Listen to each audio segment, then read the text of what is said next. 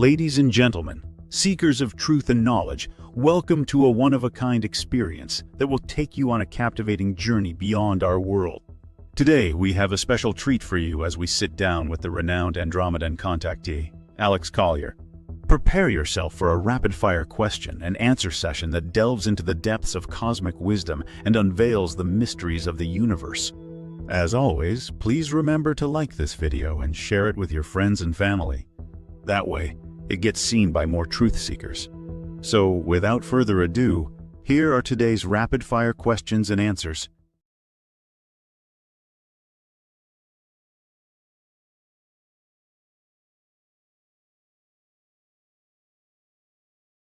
Dear Alex, do you have anything to share about light language and its association with crop circle images? I also wondered if there are different symbols from different galactic races and wondering how you managed to interpret the symbols that the A's gave to you. Thanks so much. Well, they showed me how to interpret it. That was the only way I would know. I never would have gotten it on my own, frankly. So they showed me, and they shared with me a technique to lift it up off the page and make it a dimensional holograph. Sometimes I can see it in 3D. Sometimes I'm even lucky enough to see it in 4D. When I'm on the ship, I can see it in 5D. But it's really hard to hold that here just yet because of the energy it takes. And being able to hold that resonant frequency, it's still a challenge. 5D I'm referring to. And then seeing it spinning it in my mind. And then it forms something different than what you're seeing three-dimensionally or two-dimensionally on a piece of paper. So, and what's also interesting is when you spin it, it creates a frequency or a series of frequencies. And what's really interesting is the effect that it can have on the body, the physicality, how your body reacts to not only the symbol, but also to the resonant frequencies it creates as it's spinning. So there, I just gave you a huge piece of the puzzle right there.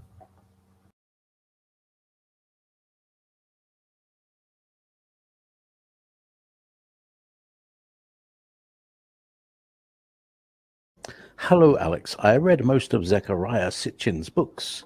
The most fascinating one I found was The Lost Book of Enki, From the God's Own Mouth. You mentioned that the Anunnaki are still here. Are they, quote, good guys, unquote? What are they doing here? Thanks. Some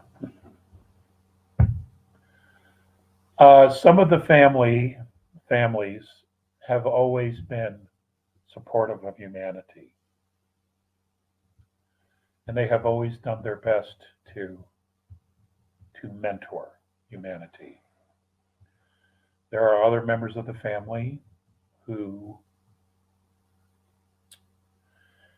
have a very different opinion, and it's not just of our humanity, but other beings as well, other races.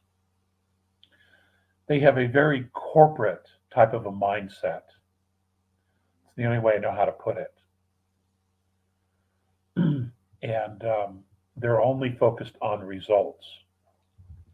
And those results are short-term results.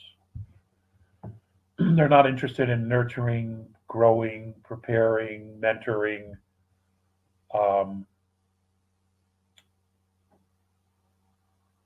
other races that they consider to be insignificant,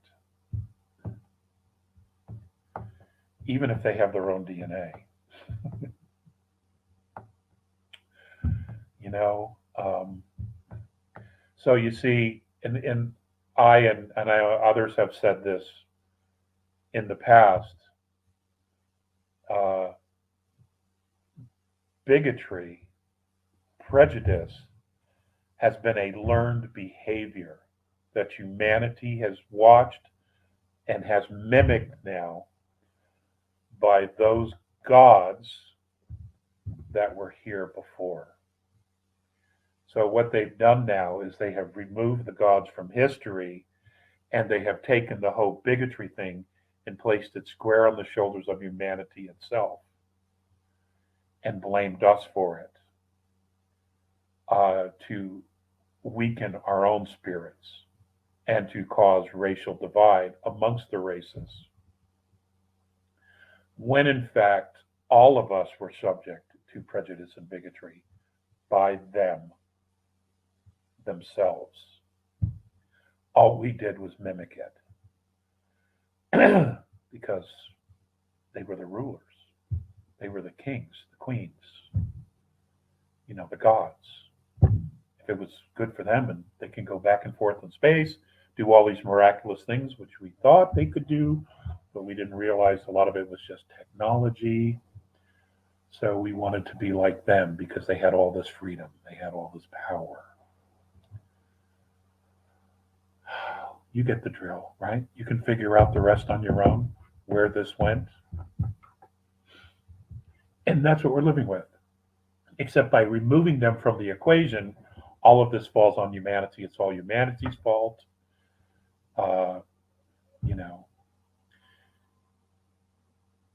The whole thing of using fossil fuels or oil, it's really not a fossil fuel, but oil. The Anunnaki, when they came here, they would bring equipment and they would use whatever energy sources were available on those particular planets, so they would not have to ship energy with them. And they would use that around the planets for different types of things: mining, excavation, exploring, whatever their intention was. They would use the resources on those planets. That's where we learned about oil and refining oil. We learned it from them. Okay? We learned it from them. We also learned about free energy and using the Earth's resonant field for power. We learned it from them. But that was, of course, suppressed because they wanted to suppress humanity. They did not want us to have freedom. Because when we're awake, there's nothing we cannot accomplish together. They never wanted us awake because they had this nice little deal here. As long as we would behave as slaves, they had this real sweet deal. Well, that's all shit now for them. It's never going to happen. And we are beginning to awaken to everything that's been going on, and there'll be more to follow. So, but first things first. So, there's another little piece of history for you if you didn't already know that.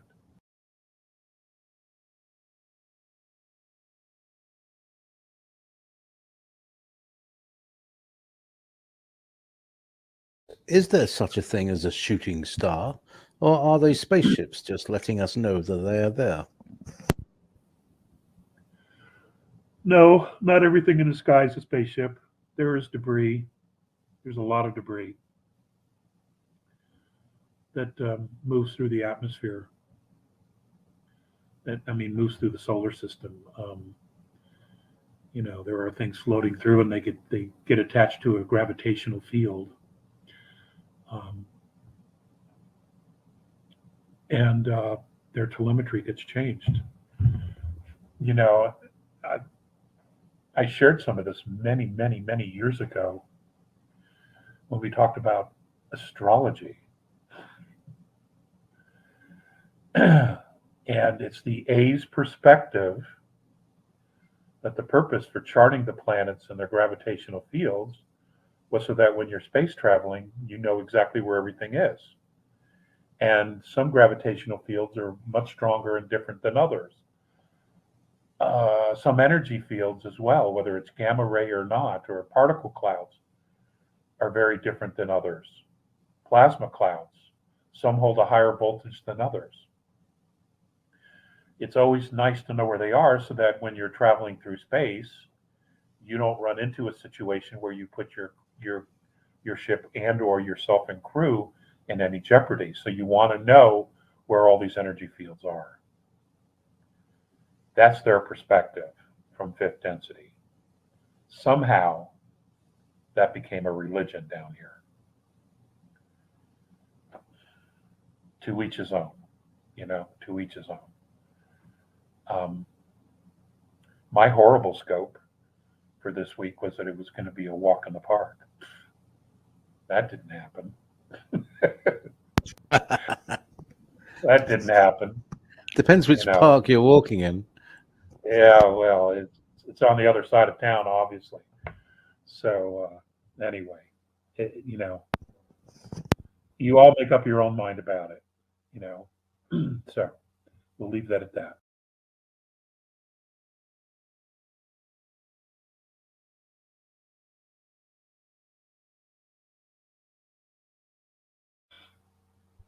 I have heard New Zealand is part of Lemuria. Do you know if more of Lemuria will rise in the next 50 years or so? Asks Lynn Powell. I have heard that that's exactly what's going to happen, that there will be changes as the Earth herself expands and gets bigger, which is what is happening. She is expanding and getting bigger, that land masses, old ancient land masses, old ancient continents will rise out of the water, out of the oceans. It's my understanding that the Hawaiian Islands will also rise approximately 5,000 feet in the next 25, 30 years. It will not be overnight. It will be a gradual, but they will also rise 5,000 feet, and they will become bigger. Obviously they'll become bigger. You got to remember Hawaii. Those are just the mountaintops. Those are mountaintops. Okay, Easter Island is a mountaintop. So,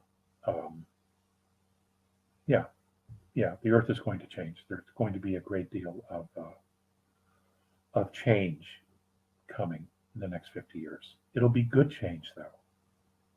It'll be something we can all get behind. And, when you have new land masses, just, think about the migration to these places to build new cities and with the new current technology at that particular time. I mean, it's going to be remarkable. It's going to be quite the adventure. It really is. As if it's not already, but it'll be a different type of adventure.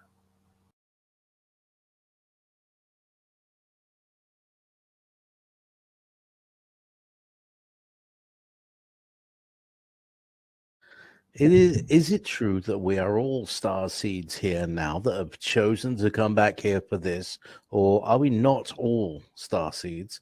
I ask because I don't understand why so many people are still asleep. Can you please explain this? Great question. Be a great question to end on.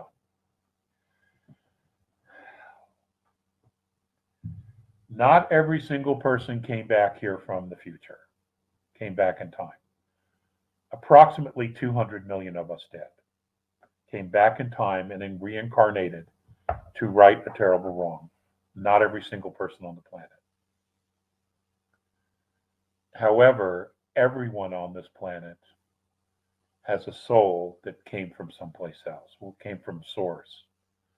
But your physical incarnational history was not always on Earth. You are connected to other star systems in other realms and other dimensions. This is true of all souls here. Even the dark assholes, even they came from someplace else.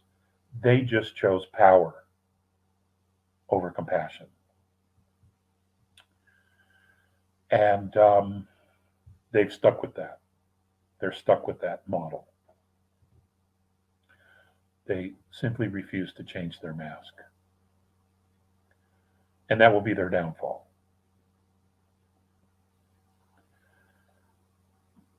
So no, approximately 200 million of those 200 million have woken up billions. And that was the job. That was the work. That was the mission. At least the largest part of the mission. Now the mission is to go into phase 2, which is to begin to prepare everybody for the jump into fourth dimensional consciousness. And then once that's accomplished, when a specific percentage has been reached, then the stage 3 is to prepare people for the jump from fourth into fifth dimensional consciousness. Of the 200 million that originally showed up here, not all of them are still here.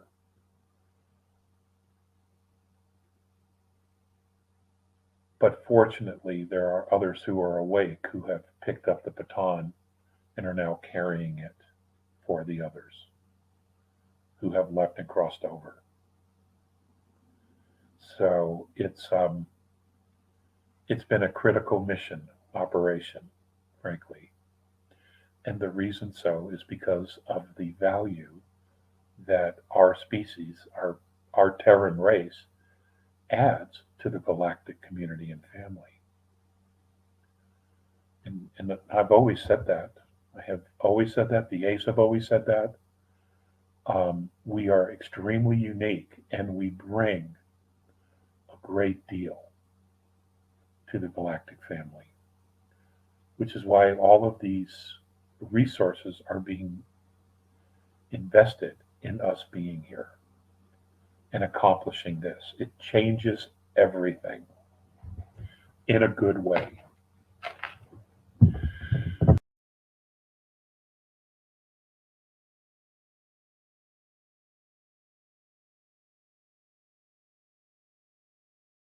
After we leave our avatar on this planet, are we going to go to where we come from, or do you know where we go from here? Elena Donan says the moon is free now from the technology that keeps us reincarnated on this planet. And she is correct. And she is correct. That system no longer exists. I don't know exactly how this is all going to transpire. I'm here sharing this journey with you as well. I have, like many others who are contactees, have information that's being shared.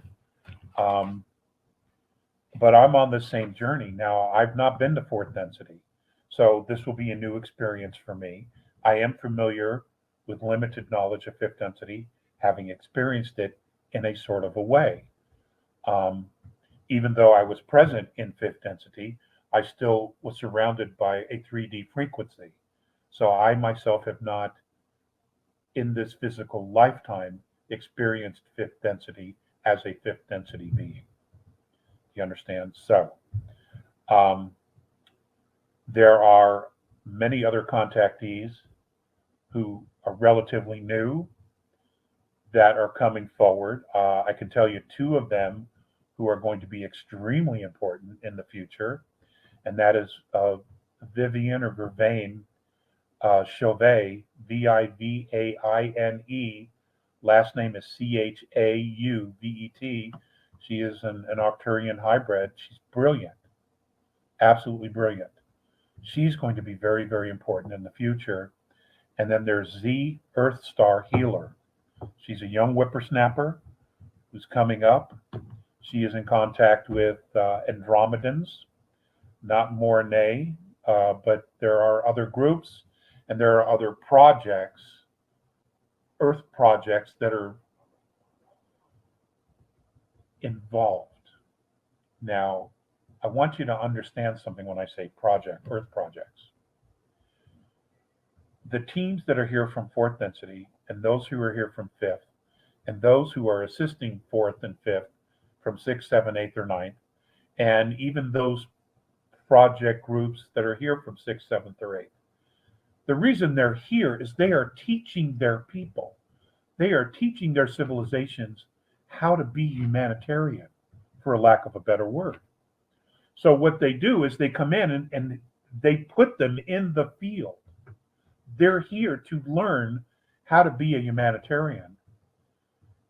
And Earth is not the only project they have. There are others. But right now, we're talking about us.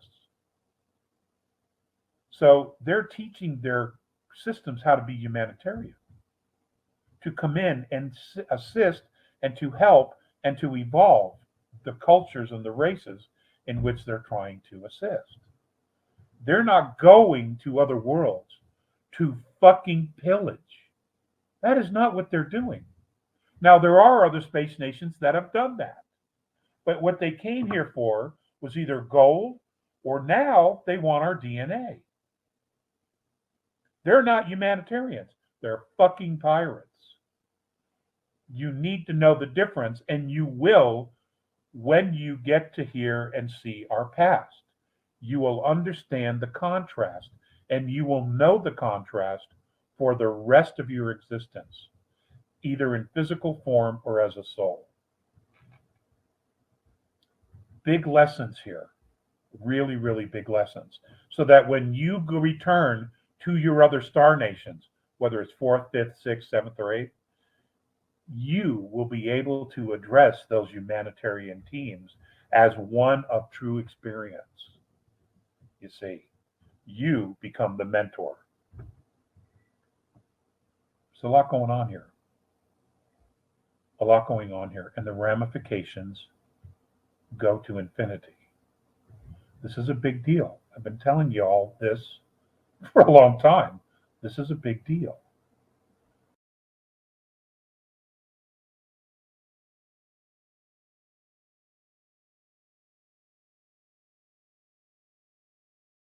Randy Kramer, who says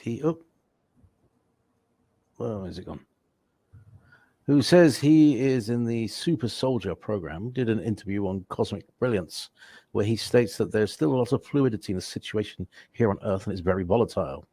He also believes the fake alien invasion will occur, but he's actually saying this will be real aliens of the insectoid types, and during this time we should all stay inside and let the military handle the situation. What are your thoughts?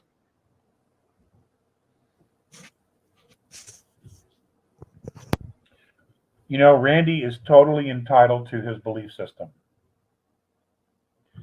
He's entirely free to think that. You are also entirely free to make up your own mind based on your own intuition and your own research. So, we have an advanced alien species who can travel through space that comes to Earth, and our military is going to take them out. Is that right? Why would our military even let them get to Earth in the first place? Why would the Alliance or our own Space Force allow them to even get to Earth in the first place? Think this through. Put all the pieces on the table. All right? Be a military tactician. You put all the pieces on the table, hypothetical or not, just put them all on the table, and then reverse engineer an invasion of the planet. Just try that and ask yourself how real this will or will not be. And then listen to your intuition. You can do this. I know you can do this. Okay? You just have to think differently and view the situation differently. There is a part of you that knows everything about everything. In truth, you don't need me. You don't need anything that I say. In truth, you don't need anything Randy says. In fact, you don't need anything anybody says. There is a part of you that knows all of this information. You just have to figure out, how do I tap into it? And you have to ask for that. You have to ask for that. You have to ask for Source to give you the guidance and the tools to do it. Or your guides. You all have spiritual guides, or guardian angels they're called. We all have them. Ask them to help you. You don't need me. You don't need anybody. Everything you have, everything you need, you already have inside of you. You just have to figure out how to unlock it. Okay, so Bottom line, empower yourself. Empower yourself. I like Randy. Randy's good people. But we disagree on this. But time will tell, right? It always does. It always does.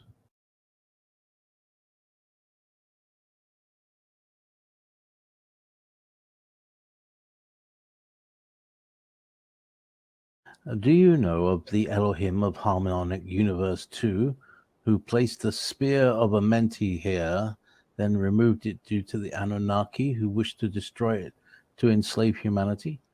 Thoth knew of its purpose, which ties into the Pyramid of Giza, which has a hidden chamber within it, not underneath. Full stop. Okay. Yeah, I'm familiar with Thoth, and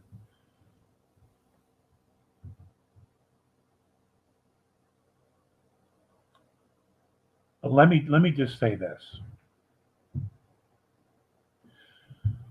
When Thoth had a falling out with Marduk, his brother,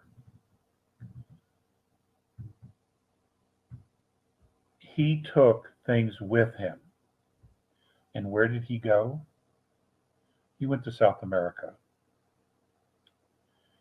And he not only designed, but he also helped construct with the natives there what we now call Machu Picchu. There are vaults in their hills. You understand? There are vaults there.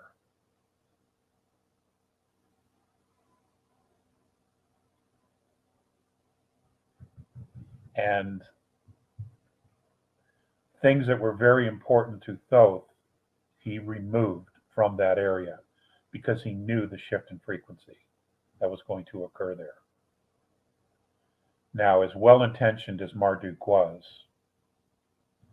and though his reasons for being upset with Enlil and Anu were justified, in my opinion, he went about it in a terrible way.